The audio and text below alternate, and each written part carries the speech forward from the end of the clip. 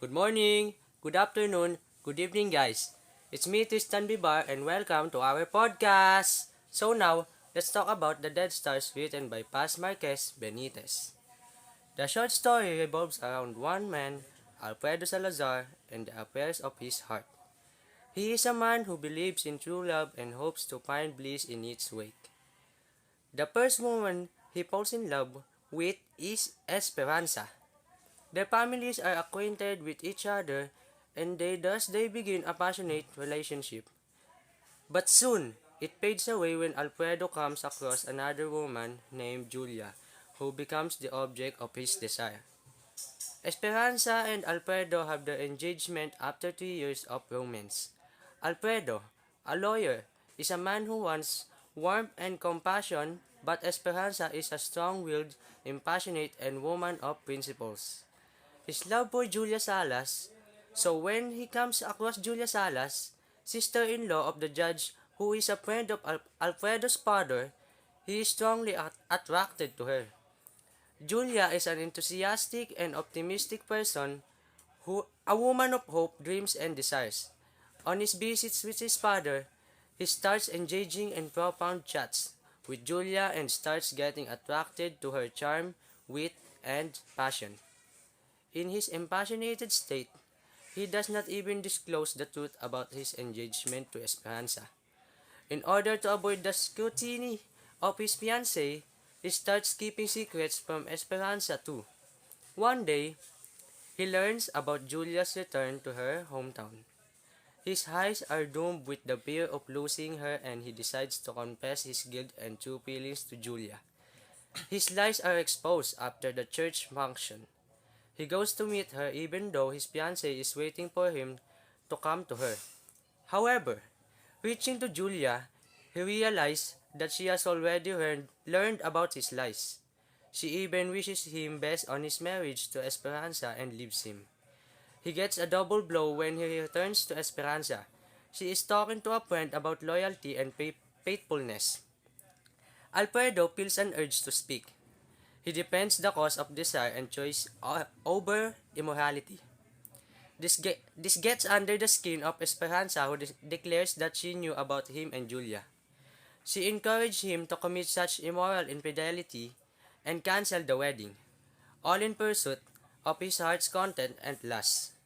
However, Alfredo surrenders to reason and sanity and the wedding goes ahead as planned. He meets Julia again as fate would have it. He is sent on some work duty to a place near Julia's hometown. He cannot help resist the feeling of nostalgia and old lust for Julia. He finds an excuse and way to her place where he met her. She is still single and he is forced to dream about a life with her instead of Esperanza. But soon, he comes to know that something is not the same after all. Julia has changed and rather lost something now. Maybe it is her beauty, wit, charm, or even her fashion. But she is a different woman. She is cold and aloof and does not extend the same warmth and affection to him anymore. He is heartbroken and panicked, and questions whether he ever loved her truly. Was it all a futile infatuation or mere affair? Was the romance they shared just a figment of his imagination? Whatever it was, he is no more alive. He accepts the hard reality that anything that there may have been was there no more. So guys, what do you remember from the story that I just told? It is a story about a man named Alfredo and the affairs of his heart. Yes, I agree with Ivan. The story revolves around Esperanza, Alfredo and his forbidden love to Julia. So what about you, Leia? What have you remembered from the story that I told? Just like they said, this is the story of the woman who let go of the person she loved. But I wonder why it is titled Dead Stars, even though the remarkable part is about the one man and his fiancée and his affair. For says that forgiven love is only apparent and its veins hunt the person until such time is realized his faults. Yes, it speaks of emotion and relationships that may exist but are not realized and lose their real meaning and significance. In the story, the attraction between Alfredo and Julia is a forbidden love. because Alfredo is already engaged to Esperanza. But I find it weird, guys. Or am I the only one thinking this way? Because even though Alfredo's engaged to Esperanza, how come he fell in love to Julia? What about you guys? What can you say about Alfredo? Alfredo Salazar was not honest. He's in fact a liar. He even kept secrets from his fiancée, Esperanza. Not so long after Alfredo confessed his love for Julia, she found out that he lied to her when she heard someone talk about Alfredo getting to married to Esperanza soon. Alfredo made a smart decision, choosing Esperanza over Julia, since it was the safest decision. He followed through his commitment and got married to Esperanza.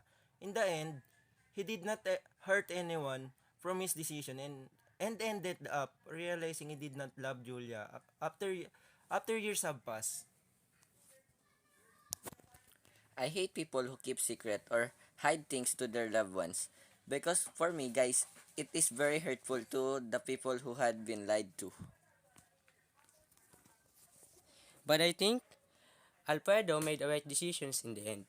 Because seeing Julia Salas once more, Alfredo realized how different his life would have been.